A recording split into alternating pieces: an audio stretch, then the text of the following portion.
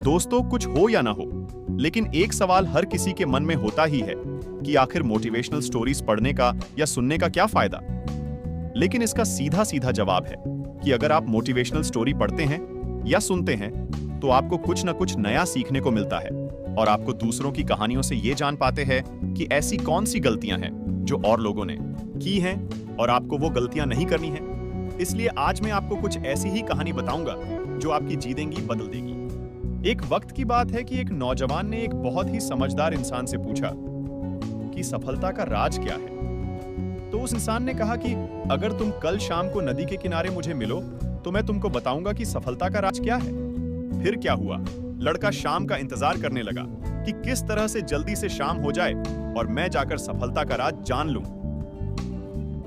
फिर जैसे ही शाम होती है वह लड़का दौड़ के नदी के किनारे जाता है और उस आदमी को वहां पाता है।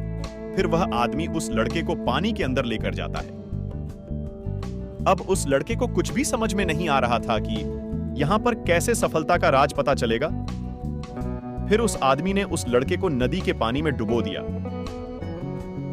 थोड़ी देर बाद और लड़का सांस लेने के लिए तड़पने लगा और पानी से निकलने की कोशिश की, लेकिन वह आदमी बहुत ताकतवर था और उसने बहुत अच्छी तरह से उसको पकड़ रखा था। लड़का बहुत ज्यादा ही तड़पने लगा। तब उस आदमी ने उसको नदी से बाहर निकाल लिया। तब जाकर उस लड़के ने थोड़ी चैन की सांस ली। उस आदमी ने उस लड़के से पूछा कि पानी के अंदर तुम्हारे दिमाग में क्या चल रहा था।